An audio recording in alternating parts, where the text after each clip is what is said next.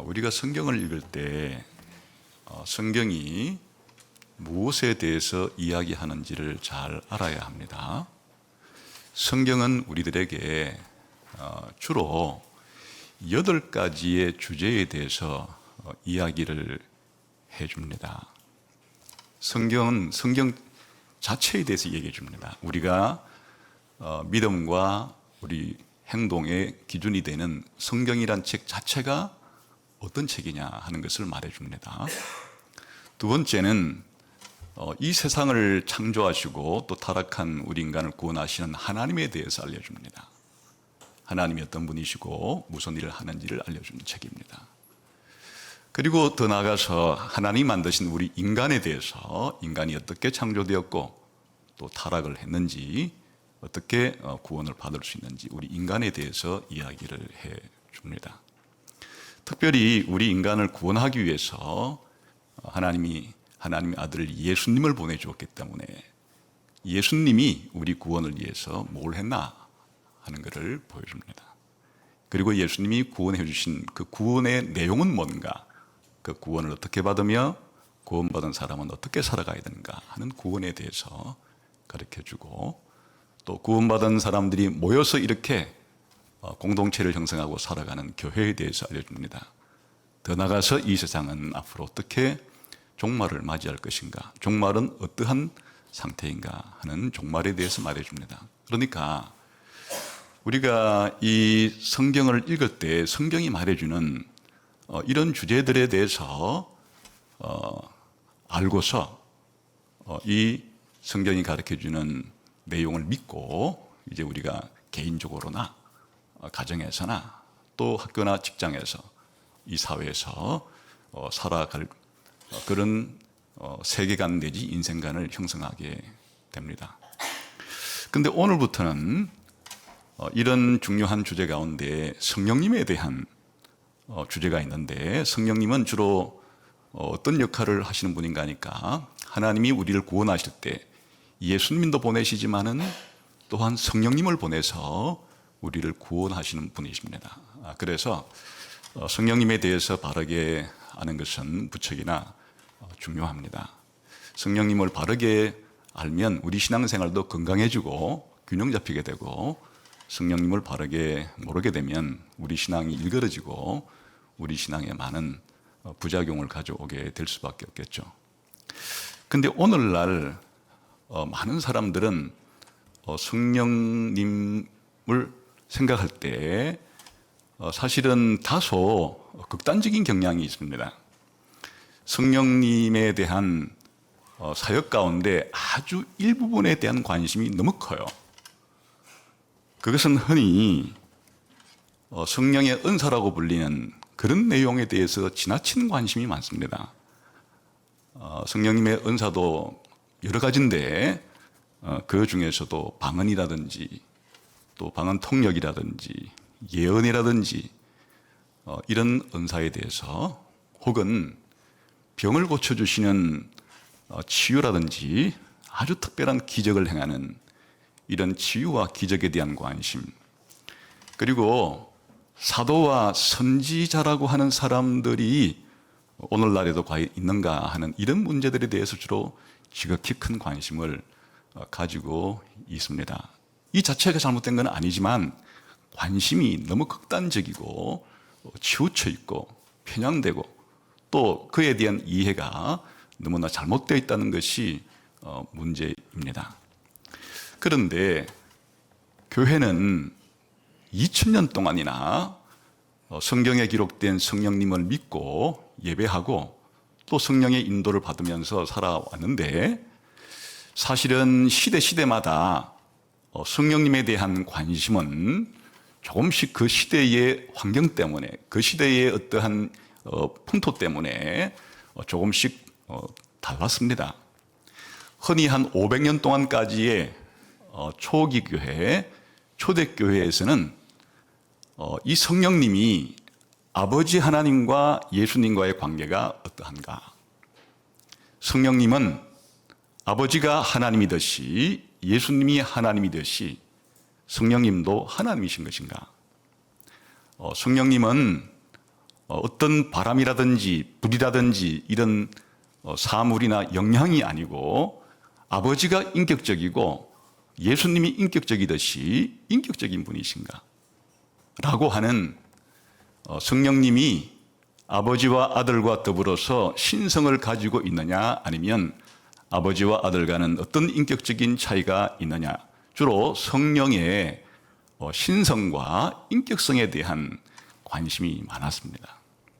왜냐하면 성령님의 신성을 부인하는 사람들이 많이 교회 안에 생겼고 성령님의 인격성을 부인하는 사람들이 많이 생겼기 때문에 이 중요한 문제를 해결을 해야 했기 때문이에요.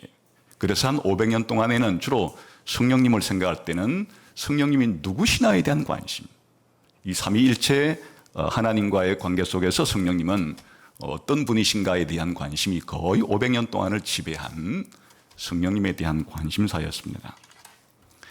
그 이후 1500년 동안에는 중세시대라 그래서 교회가 거의 중세 유럽을 거의 장악하다시피 했죠. 그러니까 교회가 중심이 된 중세 사회에서의 성령님에 대한 관심은 주로 이 성령님이 이 교회의 질서, 교회의 이와 같은 권위와 어떤 관계가 있는가, 주로 성령님과 이 교회와의 문제에 대해서 관심을 가지게 되었습니다.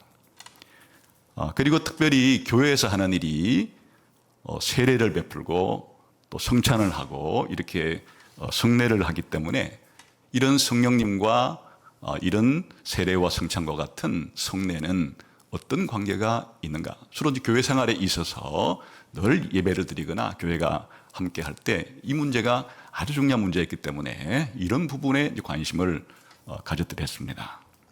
16세기 종교개혁이 일어나고 난 다음부터는 성령님과 성경과의 관계에 대해서 관심이 많아졌어요.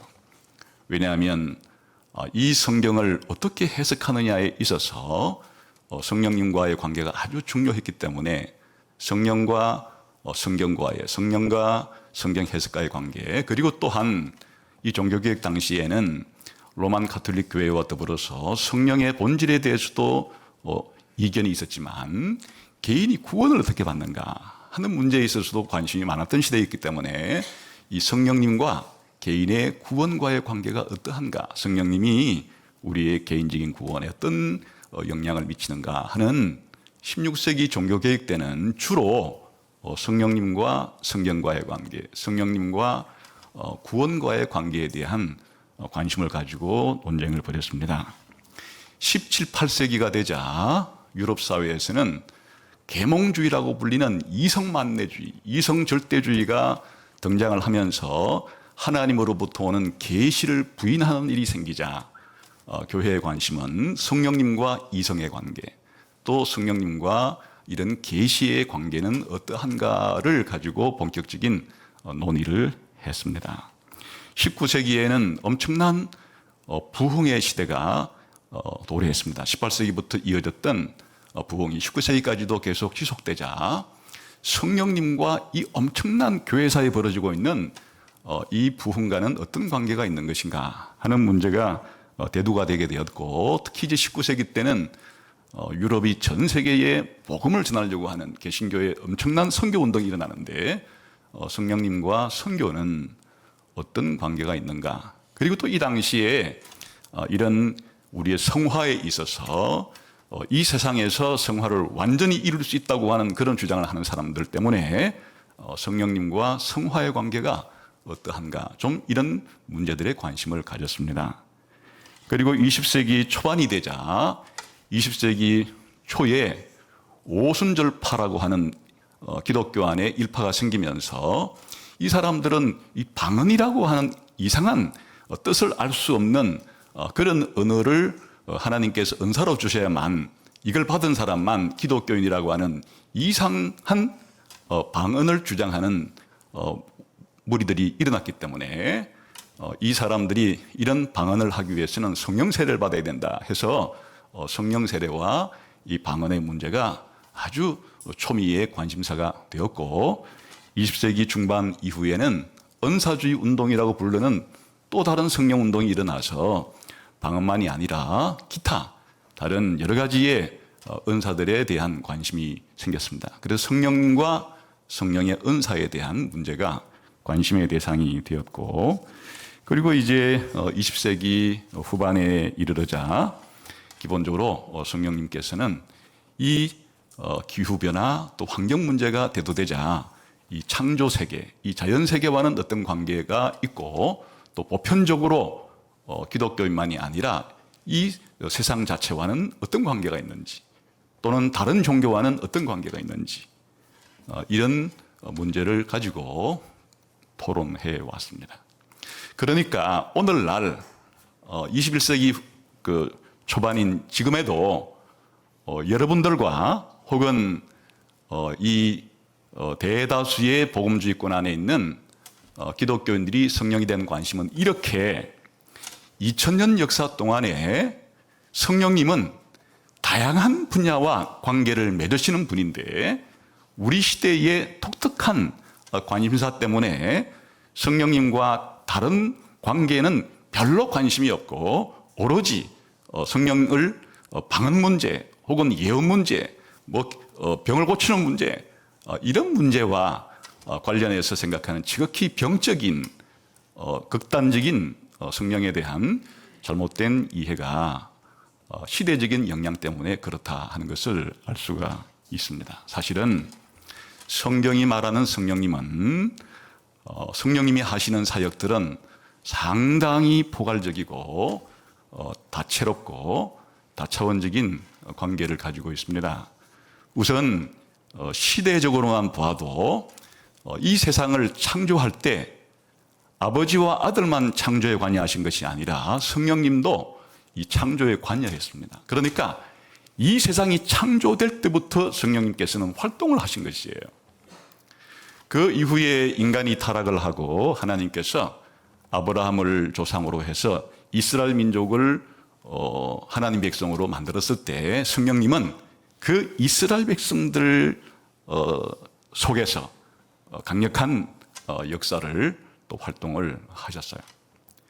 특히 예수님이 오시고 난 다음에는 예수님과 성령님은 뗄래야 뗄 수 없는 관계라고 할 정도로 예수님의 탄생, 예수님의 사역, 예수님의 병고침, 예수님의 가르침, 예수님의 귀신 쫓아내침, 이와 같은 사역과 연관을 맺고 예수님의 죽음과 부활과 성천에 성령님은 아주 동전의 양면 같은 그런 관계를 맺으면서 사역을 했습니다. 지금 예수님은 하나님 보좌 우편에 계시는데 다시 재림할 때까지 이제는 예수님께서 우리 성도들과 교회와 함께 하실 때 누굴 통해 하시는가 하면 성령을 통해서 함께 하세요. 그러니까 지금은 하늘에 계신 예수님께서 우리와 직접 관계를 맺으시는 것이 아니고 성령님을 통해서 우리에게 구원을 베푸시고 교회를 이끌어 가시는 역할을 하시기 때문에 오늘날은 성령님께서 보다 저 구약시대보다는 훨씬 더 예수 믿는 사람들과의 관계 속에서 더 많은 사역들을 더 많다게 하기보다는 더 강력한 사역을 하고 계시고, 장차 예수님이 재림해서 새하늘과 새 땅이 이루어졌을 때도 역시 그곳에서는 성령께서 활발한 사역을 하실 거예요. 그러니까 이 성령님의 사역 자체가 이렇게 전 시대에 걸쳐 있다는 것이고, 그리고 특별히 이 모든 일들 가운데서 성령님은 성경을 영감을 주어서 기록하게 했기 때문에 성령과 성령님, 그리고 성령님 자신이 바로 신성과 인격성을 가지고 계시는 삼위일체 하나님 가운데 한 분이시기 때문에 삼위일체 하나님과의 관계, 그리고 특히 성령님과 예수님과의 관계, 그리고 성령님과 구원과의 관계, 성령님과 교회와의 관계, 성령님과 종말의 관계 등 성령님의 사역은 이렇게 전방위적이라는 것이죠. 이 구원만 관련해서도 성령님께서 우리의 개인 구원에 관여하시는 것이 우리가 거듭나는 일, 우리가 회개하고 믿는 회심하는 일, 그리고 우리가 하나님의 자녀로 입양되는 일, 그리고 우리가 하나님 앞에 의롭다고 칭함을 받는 일, 그리고 우리가 거룩하게 성화되는 일, 더 나아가서는 우리가 영화되는 이 모든 일에 관여를 다 하고 계신 것이에요. 그러니까 앞으로 성령님에 대해서 이제 공부를 할 텐데 어떤 관점에서 성령님에 대한 사역을 볼 것인가. 이렇게 성경 전체를 통해서 그리고 성령님과의 전 시대적인 관계 속에서 성령님이 하시는 이 모든 사역을 통해서 성령님을 이해하려고 하는 것입니다.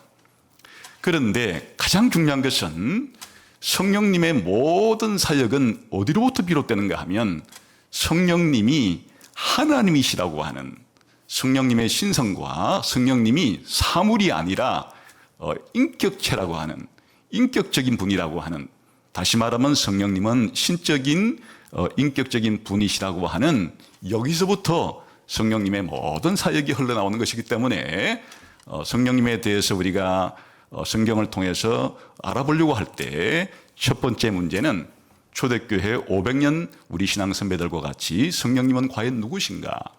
성령님의 신성과 인격성으로부터 출발하는 것이 건강한 것이에요. 그래서 오늘은 성령님이 하나님으로서의 신성을 가지고 계신 분이시고, 다시 말하면 성령님이 하나님이시고, 또 성령님은 아버지와 예수님과는 구별되는 그런 인격을 가지고 계신 분이라는 것에 대해서 함께 생각을 해 보려고 합니다.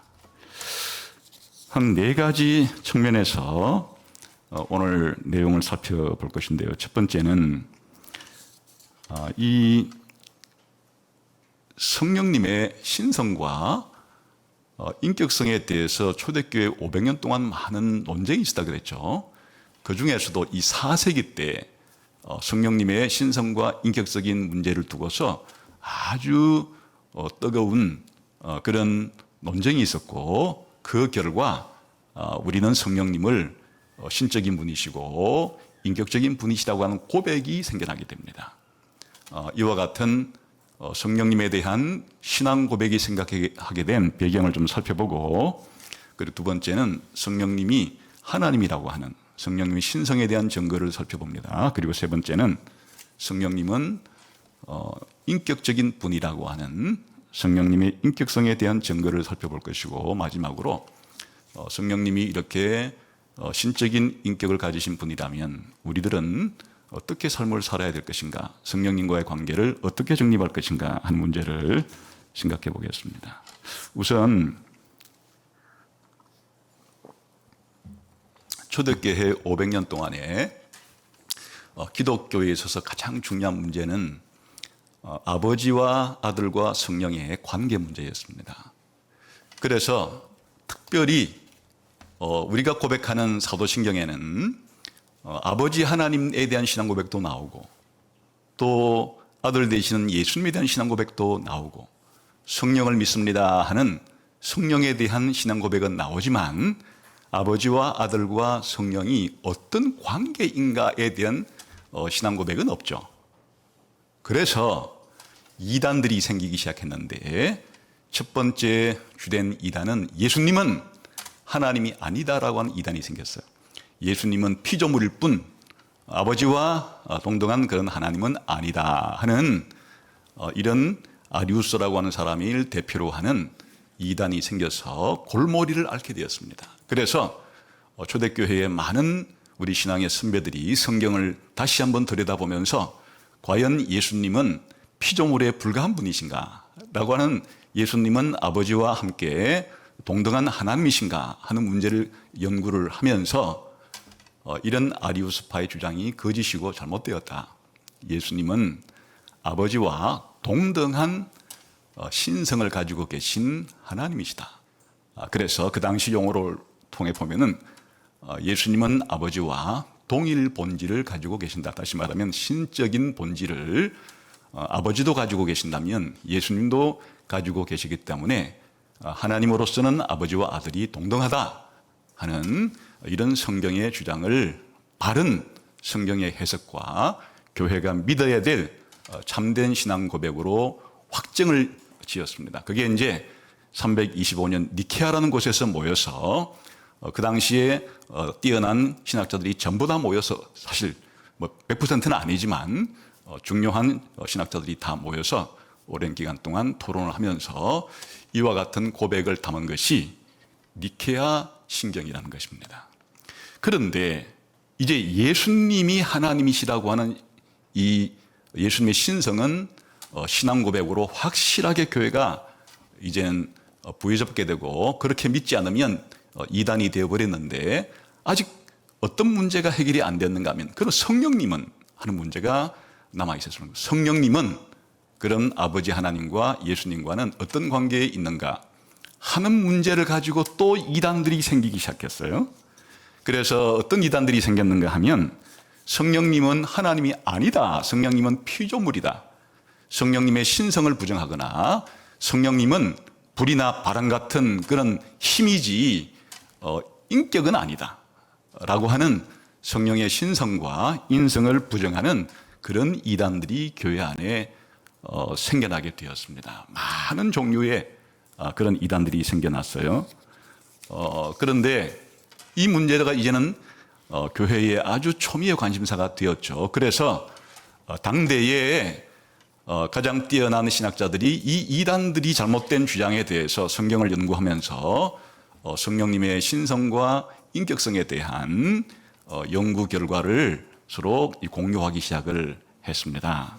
그 중에 특별히 우리가 기억할 만한 사람들이 있는데, 아타나시우스라고 하는 그런 교부, 그리고 갑바도기아라는 지역, 지금 터키의 중부지방에 있는 지역인데, 거기에서 가이사라 지방에서 나중에 사역한 바실레우스, 그리고 나지안주스라는 곳에서 사역한 그레고리우스, 그리고 니사라는 곳에서 사역한 그레고리우스라고 하는 이 세 명의 흔히 갑바도기아 교우라고 부르는 사람들이 이런 성령님에 대한 신성을 부정하는 자들에 대해서, 성령의 인격성에 대해서 부정하는 자들에 대해서 성경 연구를 통해서 이제 논박을 하고 그들의 잘못된 것을 지적하기 시작을 했습니다. 그래서 급기야 381년에는 콘스탄티노플이라는 곳에서 또다시 교회 전체 공의회가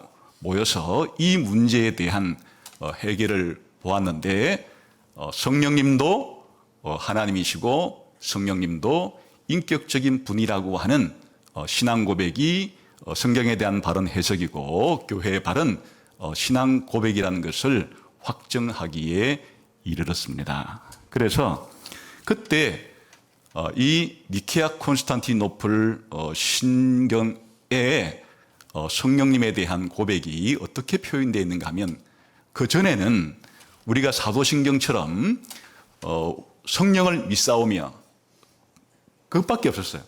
그 성령을 믿사오며 성령님이 어떤 분이라는 것을 믿는단 말인가, 성령님이 무슨 일을 하시는 분이라고 믿는다는 말인가, 그게 이제 381년경에야 교회의 공적인 표준이 되는 신앙 고백으로 신앙 고백서에 아예 담아서 그렇게 고백하기 시작했다, 그런 뜻입니다. 이렇게 되어 있습니다. 성령님을 믿는데 성령님을 주님이시고 생명을 주시는 분이시고, 성령님은 아버지로부터 나오신 분이시고 성부와 성자와 함께 예배와 영광을 받으시는 분이시고, 또한 선지자들을 통해서 말씀하신 분이시다, 이렇게 고백을 하게 됩니다. 이게 2000년 교회사에 있어서 성령님에 대한 이해를 하는 가장 견고한 초석이 이제 이때 생긴 것이에요. 기본적으로 성령님을 주님이라고 그렇게 믿었다는 것은 성령님을 하나님이라고 믿었다는 뜻입니다. 그리고 성령님을 생명을 주시는 분이라고 고백한 것도, 생명을 주시는 분은 하나님만 할 수 있는 일이에요. 이 또한 성령님을 하나님이라고 고백한 내용이 되는 겁니다.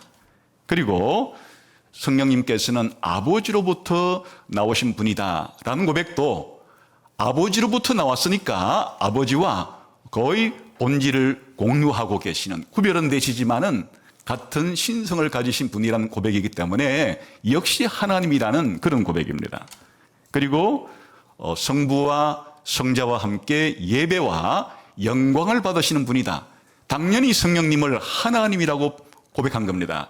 예배를 받으시고 영광을 받으실 수 있는 분은 하나님밖에 안 계신데 성령님께서도 아버지와 아들과 함께 예배를 받으시고 영광을 받으신다는 그 자체가 바로 성령님의 신성을 표현하는 방식입니다. 그리고 선지자들을 통해서 말씀했다는 것은 바로 선지자들이 기록한 성경이 영감을 받아서 기록됐다는 뜻인데, 그러므로 성경이 하나님의 말씀이라는 권위를 가지게 되는 것인데, 다시 말하면 이런 권위를 주신 분이 성령님이기 때문에 성령님은 하나님이라는 고백이 되는 겁니다. 그러니까 성령님은 하나님이십니다, 이런 고백을 직접 하지는 않았지만 이 모든 신앙 고백의 내용 자체가 전부 성령님이 신성을 가지신 분이라는 것에 대한 고백이에요.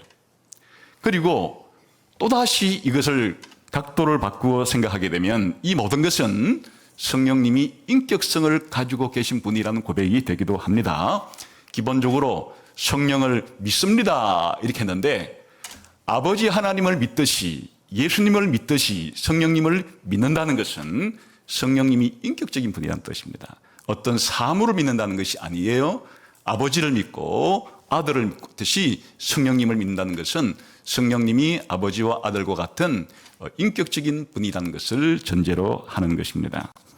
또한 성령님을 주님이라고 부르는 것도 인격적인 분에게 주님이라고 부르지 무생물에게 인격 주님이라고 부르지는 않으니까 주님이라고 부르는 표현 속에서도 성령님이 인격적인 분이라는 고백을 함축하고 있는 것이에요. 그리고 생명을 수여하시는 성령님의 사역도 생명을 부여할 수 있는 이런 권한이 인격적인 분이 이렇게 창조도 하고 생명도 수여하는 것이지 무생물이 이런 생명을 부여할 수는 없죠. 그리고 아버지에게서 나오신다는 표현 자체도 인격성을 함유하고 있고, 또 예배와 경배를 받으시는 것도 기독교인들이 사물에 대해서 예배와 영광을 돌리지 않죠. 예배와 영광을 돌린다는 것 자체도 성령님이 인격적인 분이란 뜻이고, 선지자들을 통해서 말씀하시는 것도 말씀하시는 것 자체가 인격적인 특성이죠. 그래서 이 381년경에 교회는 드디어 성령님을 믿을 때 이렇게 성령님이 신성을 가지고 계신 완전한 하나님이시고, 또한 성령님이 아버지와 아들과 동등한 신성뿐 아니라 또한 동등한 인격적인 특성을 가지고 계신 분이라는 고백을 함으로써 이후에 모든 정통 기독교는 성령님에 대한 이런 신앙 고백을 함께 할 수 없으면 이단이 되는 것이고, 성령님의 신성과 인격성에 대한 신앙 고백을 할 때 바르게 삼위 하나님을 믿고 삼위 하나님께 예배할 수 있는 바른 기독교인들이 된다는 뜻입니다. 그래서 이렇게 이제 일단락이 되게 된 겁니다. 오늘 읽은 성경 말씀에 의하면 예수님께서 이 세상을 떠나시기 직전에 요한복음 14장부터 16장까지 흔히 다락방 설교라고 부르는 이 내용을 통해서 하신 주제의 가장 중요한 주제는 예수님이 이 세상을 떠나고 난 다음에 예수님이 보내실 성령님이 우리 교회와 우리 기독교인과 어떤 관계를 맺을지에 대한 말씀을 해주시는 것이었어요. 그러니까 예수님이 떠나시면서 누굴 소개하고 떠나셨는가 하니까 성령님을 소개를 하고 주님이 곧 이제 하늘로 올라가셨습니다. 그래서 오늘 읽은 이 말씀이 성령님에 대한 소개 내용 가운데 하나인데, 여기에서도 성령님에 대한 신성과 인격성이 내포되어 있어요. 우선 기본적으로 아버지께서 내 이름으로 성령님을 너희들에게 보내주실 것이다. 기본적으로 성령님의 이 반열이 아버지 하나님과 아들 예수님과 같은 반열에서 서로 간에 구별은 되죠. 아버지와 아들과 성령이 서로 구별되는 그러한 인격이기는 하시지만은, 그러나 아버지가 예수님 이름으로 성령님을 우리 신자들에게 보내주실 정도로 성령님은 아버지와 아들과 동등한 신성을 가졌음을 여기 내포하고 있는 것이에요. 그리고 여기에 성령님의 인격성이 아주 두드러지게 나타나는데 성령님을 그라고 불러요. 성령님을 그것이라 부르지 않아요. 우리가 2인칭을 쓸 때 기본적으로 다른 인격자에게는 우리가 어떻게 부릅니까? 너라고 부르든 당신이라고 부르든 이것은 바로 인격을 가진 존재에게 그렇게 표현하는 것이고 인격자가 아닌 존재에 대해서는 우리가 그것이라 부르죠. 그것이 이렇게 부르죠. 그러니까 예수님께서 성령님을 소개할 때 성령님을 그것이라 부르지 않고 그라고 부르시면서 성령님이 인격적인 분이시라는 것을 소개하고 있는 것이에요. 그리고 성령님이 하는 일이 우리 기독교인들에게 예수님의 말씀을 가르치고 기억나게 하는 것. 다른 사람을 가르치고 다른 사람을 기억나게 하는 일은 인격자만이 할 수 있는 활동이에요. 그러니까 예수님께서 기본적으로 성령님을 소개할 때 성령님을 어떻게 소개하는가 하면 아버지와 아들 되시는 예수님의 관계 속에서의 성령님을 소개하는 동시에 그리고 성령님은 아버지와 아들과 동등한 그런 신성을 가지시는 분을 암시하고 특히 성령님은 인격적인 분으로서 우리가 성령님을 대할 때는 불이나 물이나 바람을 대할 때와 같은 그런 사물을 대하는 것처럼 대해서는 안 되고 바로 아버지 하나님을 대하듯이 예수님을 대하듯이 인격적인 분으로 대해야 하는데 그 성령님께서 우리들을 가르치시고 기억나게 하시고 인도하게 하시는 분이라고 하는 성령님에 대한 기본적인 소개 속에 성령님이 가진 신성은 약간 함축되어 있고 성령님에 대한 인성은 두드러지게 그렇게 예수님께서 성령님을 소개했던 것입니다. 그래서 우리가 이 예수님 하신 말씀뿐 아니라 이제 성경 전체를 보게 되면 성령님의 신성이 훨씬 더 많이 증거가 됩니다. 지금부터 이 성령님의 신성과 인성에 대한 성경의 가르침을 제가 설명을 드릴 텐데 이게 다 누가 이런 성경 해석을 정립했는가? 아까 4세기 때 아타나시우스 그리고 바실리우스 두 명의 그레고리우스라고 하는 이 교부들이 그 당시에 성령의 신성을 부정하는 자들에 대해서 성령의 인격성을 부정하는 자들에 대해서 성령은 신성을 가지고 계신 분이고 성령님은 인격적인 분이라는 것을 증명하기 위해서 연구했던 결과들을 제가 대충 좀 정리해서 가르쳐 드리는 것이에요.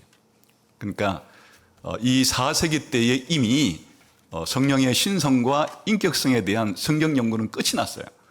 그 이후에는 모두 다 이 4세기 때 성경 연구를 통해서 성령님의 신성과 인격성을 찾아내고 정립한 이것들을 그대로 동의하고 받아들여서 조금 더 알기 쉽게 표현할 수는 있으나 기본적인 내용들은 이때 다 정립이 된 겁니다. 그러니까 거의 한 1700년 전에 제가 지금부터 하려고 하는 이 성경 연구의 결과로 성령님의 신성과 인격성에 대한 연구가 이루어졌다 하는 것을 기억하시면 되겠죠. 첫 번째, 성령님의 신성은 무엇으로 증명이 되는가?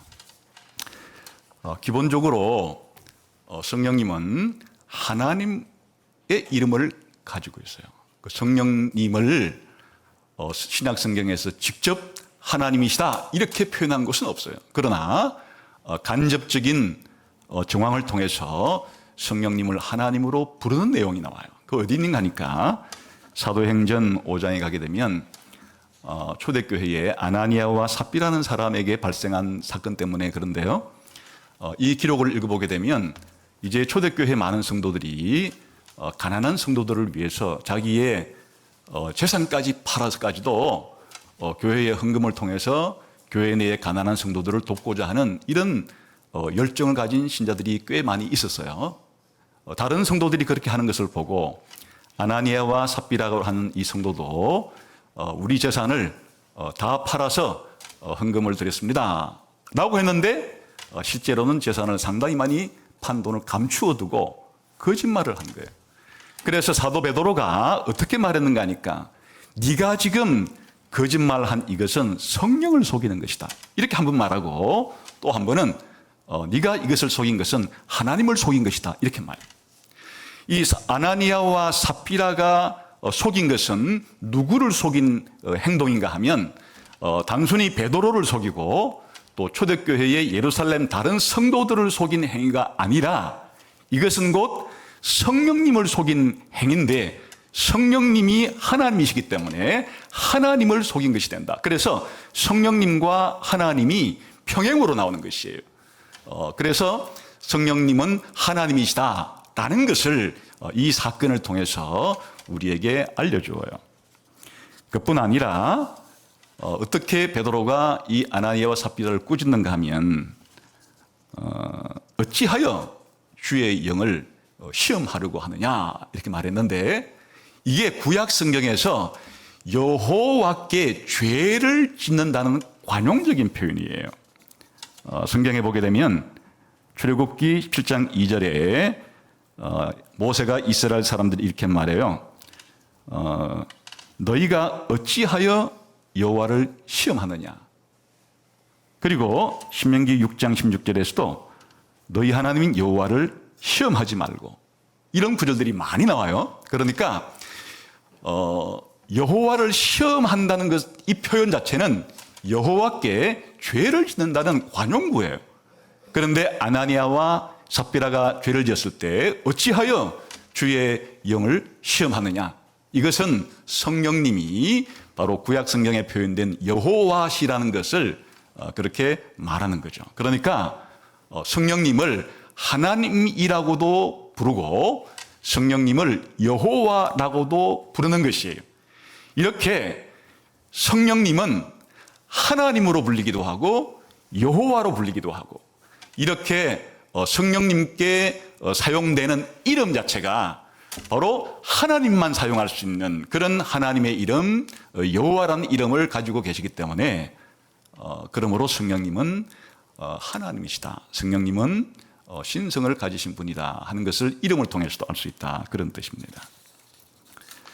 두 번째는 성령님은 하나님만이 가질 수 있는 그런 속성을 가지고 있어요. 그러니까 예를 들면 나무는 나무만의 속성이 있고 고양이는 고양이만의 속성이 있고 사람은 사람만의 속성이 있듯이 하나님은 하나님만의 이런 본질과 속성을 가지고 계시겠죠.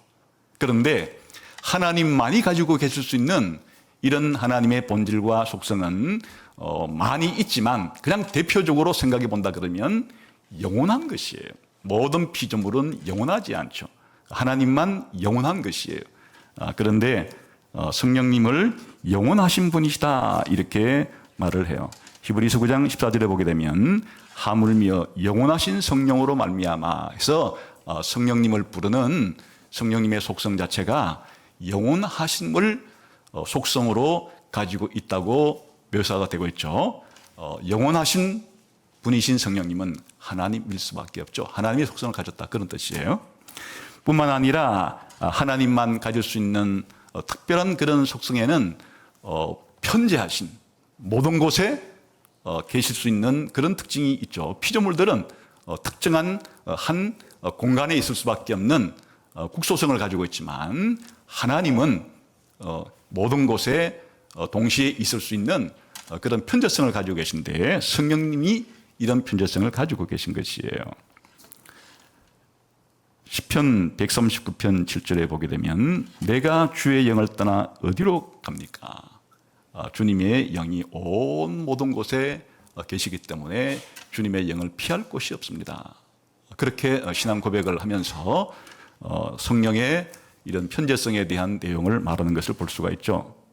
그리고 우리 피조물들은 지식을 가져도 부분적인 지식밖에는 가지지 못하지만 하나님은 지식을 가지고 계실 때 모든 것을 아시죠. 그 하나님의 전지성은 하나님만 가질 수 있는 속성인데 성령님이 이런 하나님의 전지성을 가지고 있어요. 성령은 모든 것, 곧 하나님의 깊은 것까지도 통달하신다. 사실은 하나님의 깊은 것을 통달할 수 있는 것은 피조물로서는 불가능한 일이죠. 그런데 성령님이 하나님의 깊은 것까지도 통달하시는 분이라고 하는 것은 성령님의 이런 전지성을 보여주는 것이고, 곧 성령님이 하나님이라고 하는 증거가 되는 것입니다. 뿐만 아니라 우리 인간은 무언가를 할 때 제한적인 능력밖에는 없죠. 그러니까 마음먹은 대로 잘 될 수가 없죠. 하고 싶어도 이룰 수가 없죠. 그런데 하나님의 특성이, 하나님의 본질적인 이런 속성이 전능하시다는 것이, 성령님은 이런 전능성을 가지고 있어요.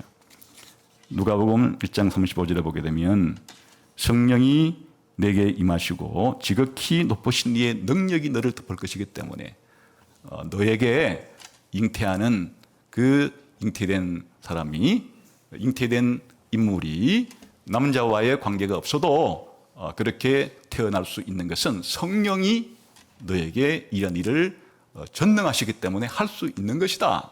이렇게 좀 표현하는 것이에요. 그래서 성령님이 신성을 가지고 계신 하나님이라는 것을 성경에 이렇게 도처에 성령님을 묘사할 때 보여주고 있는데, 이렇게 하나님만이 가질 수 있는 영원성이라든지 편재성이라든지 이 시공간 간의 관계에 있어서 성령님 또한 이와 같은 영원성과 편재성을 가지고 계신 분이시다. 그리고 하나님은 전지하시고 전능하신 분이신데, 바로 성령님도 전지하시고 전능하신 분이라고 부르는 것은 성령님이 신적인 속성을 다 가지고 계셔서 신성을 가지고 계신 하나님이시다 하는 것을 증거해 준다, 그런 뜻입니다.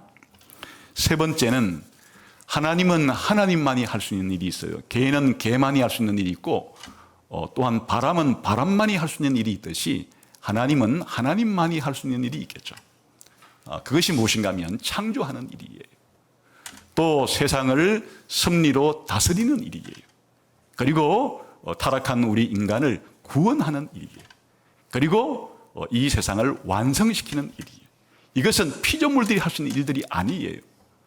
이런 창조하는 일, 섭리하는 일, 구원하는 일, 완성하는 일을 성령님도 하신다, 그런 겁니다. 창세기 1장 2절에 보면 태초에 하나님이 천지를 창조할 때 하나님의 영 성령이 창조 사역에 그렇게 참여하고 있음을 보여주죠. 성령님은 창조 사역을 하신다는 뜻이고, 그리고 성령님이 창조된 이 세상을 다스리는 일에 함께하고 계시고, 또 성령님이 우리를 중생시키는데, 중생시키는 이런 일들은 구원이라 그러죠. 성령만이 우리를 거듭나게 할 수 있고, 그리고 우리가 장차 완성되는 게 부활인데, 우리의 부활을 일으키시는 분도 성령님이라고 성경은 말을 함으로써 성령님이 하는 일 자체는 바로 하나님만 할 수 있는 이런 일들을 하시기 때문에, 그러므로 성령님은 바로 하나님이시다 하는 결과가 생긴다, 그 뜻이에요. 더 나아가서 하나님만 가질 수 있는 독특한 영광은 예배를 받는 일이에요. 하나님 이외의 다른 피조물들은 예배를 받을 그와 같은 조건이 안 되죠. 또 예배를 받을 자격이 없어요. 오직 우리의 예배를 받으실 분은 하나님밖에 없는데, 우리가 아버지 하나님을 예배하고 예수님을 예배하듯이 성령님도 동등하게 우리의 예배를 받으시는 분이기 때문에 성령님이 하나님이라고 하는 증거가 생기는 거예요. 그래서 세례를 줄 때, 교회가 예배 가운데 세례를 줄 때 아버지와 아들과 성령의 이름으로 세례를 주는 것은 바로 이 성령님이 아버지와 아들과 동등한 자격으로 동등한 신적인 분이라는 것을 우리에게 알려주고, 우리가 예배를 끝날 때 예수님의 은혜와 아버지의 사랑과 성령의 교조로 축도를 할 때 예배 중에 아버지의 이름으로, 아들의 이름으로, 성령의 이름으로 축도하는 것도 성령님께서 바로 우리에게 동등한 예배와 경배와 찬양과 감사를 받으실 분이란 뜻이에요. 그래서 초대교회는 처음부터 아버지를 예배하고 아들 되신 예수님을 예배했을 뿐 아니라 성령님 또한 예배의 대상으로서 성령님께 예배하고 성령님을 찬송했던 것이에요. 우리가 가지고 있는 찬송가 집의 맨 앞장을 보세요. 거의 1장부터 성부와 성자와 성령께 찬송과 영광과 존귀를 드리세요 하는 찬송부터 시작하는 것이에요. 다시 말하면 성령님이 아버지와 아들과 함께 더불어 예배를 받으시고 영광을 받으신다는 것은 성령님이 하나님이시라고 하는 증거다. 이걸 종합해서 말하면 성령님은 아버지와 아들과 동등한 신성을 가지신 하나님이실 뿐 아니라 또한 성령님은 아버지와 아들과는 구별되는 그런 위격이라고 정확하게 표현하는데 좀 이해하기 쉬운 신적인 인격을 가지신 그런 분이다 하는 것으로 요약할 수 있습니다. 여러분, 제가 지금 말씀드린 이것이 그냥 성경을 읽어서 발견할 수 있는 내용들은 아니겠죠. 우리가 한 100년쯤 성경을 읽어도 제가 지금 말한 성령의 신성을 이렇게 일목요연하게 정리하기는 쉬운 일이 아니에요. 이게 초대교회에 500년 동안에 최고의 신학자들이 성경 연구를 해서 종합적으로 성령님의 신성을 찾아낸 그런 성령님의 하나님 되심에 대한 성경을 모아서 제가 지금 대신 전달을 해준 거예요.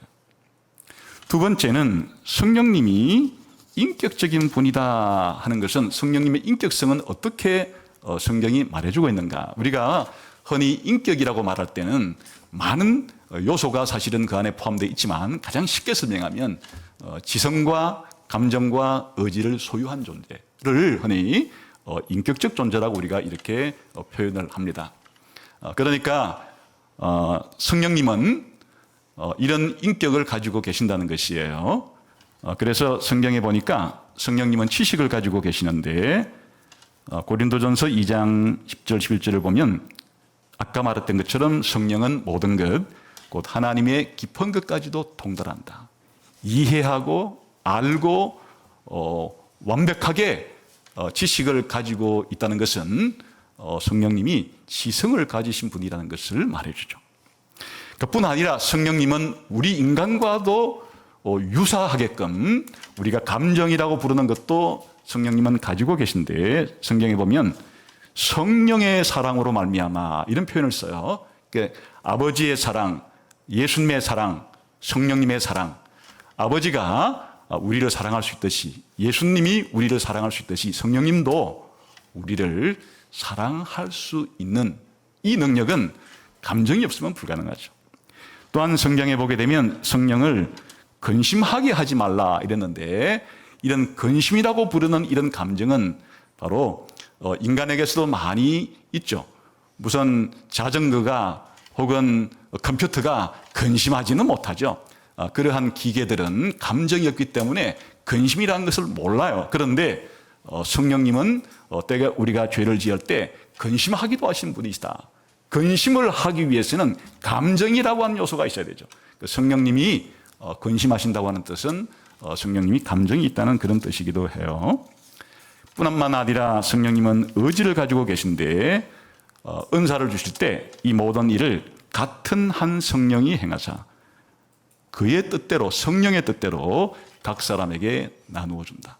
무엇인가를 분배할 때 분배할 수 있는 이런 의지적인 능력은 인격체만이 할 수 있는 것인데 성령님께서 은사를 성도들에게 나눠 주실 때 성령이 자기 의지대로 자기 뜻대로 그렇게 성도들에게 은사를 나누어 주신다라고 함으로써 성령님은 이렇게 의지를 가지신 분이시다. 그런 뜻이 그래서 성경에서는 성령님이 아버지 하나님이 지성과 감정과 의지를 가지셨듯이 예수님도 지성과 감정과 의지가 있으시듯이 성령님도 이와 같은 지성과 감정과 의지를 가지신 분이라는 것을 우리들에게 가르쳐준다 그런 뜻이에요. 물론 이런 지성과 감정과 의지를 가지고 하는 일들은 이제 우리 인간들이 무수한 일을 많이 하게 되죠. 예수님 말씀하듯이 가르치는 일, 그리고 또 인도하는 일, 위로하는 일, 격려하는 일, 경계하는 일, 이 모든 일들은 인격체만이 할 수 있는 일들인데 성경에 보면 성령님께서 말씀하시고 가르치시고 기억나게 하시고 인도하시고 위로하시고 사랑하시고 책망하시고 이렇게 성령님의 사역 자체가 인격체만이 할 수 있는 이런 활동들을 하고 계시기 때문에 성경은 성령님의 신성만이 아니라 이런 방식으로 성령님이 인격적이심을 말해주고 있다, 그런 뜻입니다. 이것도 제가 좀 간략하게 설명을 드린 거지만 이런 성령님의 인격성에 대한 이 성경적인 증거와 이런 논증도 아까 4세기 때 우리 선배 신학자들이 그 당시에 성령의 인격성을 부정하는 자들에 대항해서 성경을 읽으면서 성경이 말하는 이런 인격성을 찾아내서 그들에게 반박하면서 그들이 잘못되었다는 것을 가르쳐 주었던 것입니다. 이렇게 성령님이 인격적인 분이시기도 하고 신적인 분이라도 한다는 것은 그러면 우리 생활에, 우리의 믿음에 어떤 결과를 가져오게 되는 겁니까? 첫 번째는 성령님이 아버지와 아들과 더불어서 신성을 동등하게 가지고 계시는 하나님이시자 아버지와 아들과는 구별된 인격적인 분이라는 걸 통해서 기독교 신앙의 가장 중요한 삼위일체 하나님에 대한 이해를 바르게 할 수 있습니다. 만일 성령의 신성을 부정하거나 성령의 인격성을 부정하게 되면 성경이 가르쳐주는 삼위일체 하나님에 대한 신앙을 포기했다는 뜻이니까 그것은 바로 기독교의 이단자가 되는 것이에요.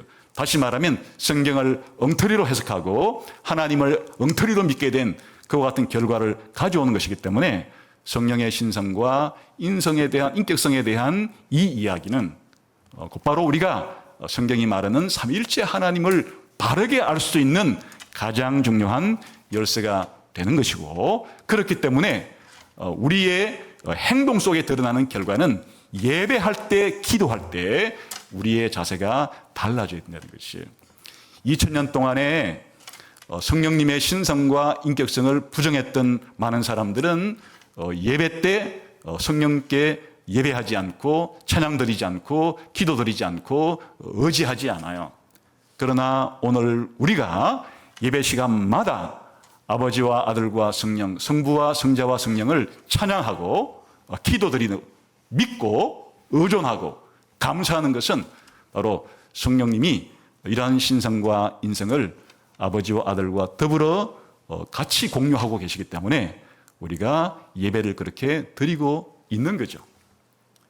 이뿐 아니라 이것은 이제 우리가 개인적인 하나님과의 관계를 맺을 때 성령의 신성을 믿지 않거나 또 성령의 인격성을 믿지 않는 사람들이 하나님과 교제를 맺는다 하는 것은 비인격적이고 추상적일 수밖에 없지만은 우리가 하나님과 더불어 교제를 누린다라고 할 때는 이와 같은 인격적이신, 우리 인간보다는 무한히 완전하고 완벽한 그런 인격적인 특성을 가지고 계신 하나님과 우리가 사랑하고 믿고 순종하고 교제를 하는 분이라는 것에 대한 인식을 새롭게 할 수 있게 되어서 기독교인이라는 이름을 가지고 그냥 무미건조하게 아무런 하나님과의 관계에 있어서의 풍요로움 없이 살아가는 그런 신앙생활을 탈피하고 우리가 마치 부모와 함께, 형제와 함께, 친구와 함께, 선후배와 함께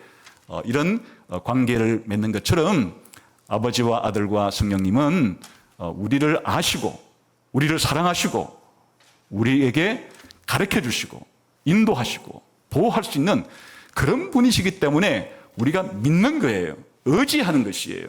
그리고 우리를 인도하시고 승리하신 일들에 대해서 우리가 믿고 감사할 수가 있고, 또 우리가 어려움이 생길 때도 바로 성령님의 이런 특성 때문에 성령님의 인도와 보호를 받는 우리 자신이 미래에 대해서나 불안해하지 않고 살아갈 수 있는 결과로 가져올 수도 있고, 성경을 읽을 때도 성령님이 하나님이시기 때문에 성경을 기록한 선지자들에게 영감을 주어서 기록한 것이 성경이라면, 성경은 그냥 사람이 기록한 책이 아니에요. 그냥 고대의 종교 문서가 아니에요. 성경은 그야말로 하나님의 말씀이 되는 것이, 우리의 믿음과 우리의 윤리의 절대적인 기준이 되는 것은 바로 이 성경이 성령께서 선지자들을 통해서 말씀하신, 선지자들에게 영감을 주어서 기록하게 하신 하나님 말씀이기 때문에 우리가 성경을 읽을 때의 그런 태도와 자세는 다른 사람이 쓴 책을 읽을 때와는 완전히 다른 거죠. 그냥 다른 사람이 쓴 책들은 틀릴 수도 있고 또 때로는 맞을 수도 있고, 우리가 그런 책들에 대해서 비판의 안목을 가지고 선별해서 받을 것과 버릴 것을 그렇게 우리가 스스로 결정할 수 있지만은, 그러나 성경에 기록된 하나님 말씀을 통해서 믿으라고 한 것은 우리의 절대적인 믿음의 대상이 되는 것이고, 하지 말라고 한 것은 절대적인 윤리의 기준이 되는 것이고, 하라고 한 것도 절대적인 윤리의 기준으로서 우리가 성경을 읽고 해석하고 적용할 때는 성령의 영감으로 된 성경을 대하는 자세가 다르다. 그래서 교회사에서 성령님의 신성과 인격성을 믿지 않았던 사람들은 성경을 대할 때 그냥 고대 한 종교 문서로 그렇게 대하면서 이성을 가지고 날카롭게 비판해서 기적 같은 일은 일어날 수 없는 것이기 때문에 빼버리고, 예언 같은 일도 일어날 수 없는 것이니까 빼버리고, 예수님의 신성, 성령님의 신성 빼버리고, 그냥 다 성경을 난도질해서 그냥 성경은 도덕적인 교과서처럼 이렇게밖에 생각을 못했던 이유가, 성령님이 신적인 인격자로서 성경을 기록하게 한 바로 영감을 주신 분이라고 하는 이런 게 우리가 성경을 대하는 자세도 달라지게 되는 것이에요. 선교를 할 때도 우리 인간의 힘으로만 선교하는 것이 아니고, 바로 우리가 전도할 때 우리는 하나님 말씀을 전하는 도구로 쓰고 있는 되지만, 결국 그 사람이 믿음을 가지게 되고 구원받는 것은 성령님께서 그 사람 속의 역사에서 회개하는 마음과 믿는 마음을 주셔야만 사람이 변화되고 기독교인 될 수 있기 때문에 전도를 하는 자세도 달라지게 되는 거죠. 시간이 없어서 이 정도만 말하겠지만, 성령님의 신성과 인격성을 믿는 것은 우리의 모든 생활을 변화시킨다. 거꾸로 성령님에 대한 인격성과 신성을 믿지 않고 신앙생활하는 사람들도 마찬가지로 그의 신앙생활의 모든 부분이 병들고 왜곡되게 되고 일그러진 잘못된 기괴한 신앙생활을 할 수밖에 없을 것이다.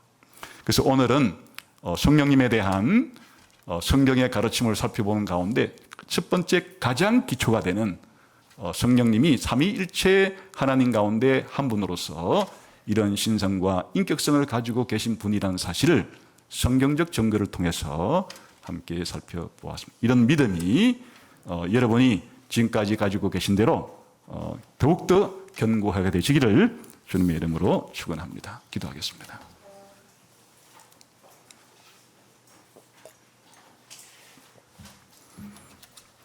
하나님 아버지, 오늘 성령님을 통해서 또 하나님 말씀을 통해서 성령님이 어떤 분인지에 대해서 다시 한번 상고해 보았습니다.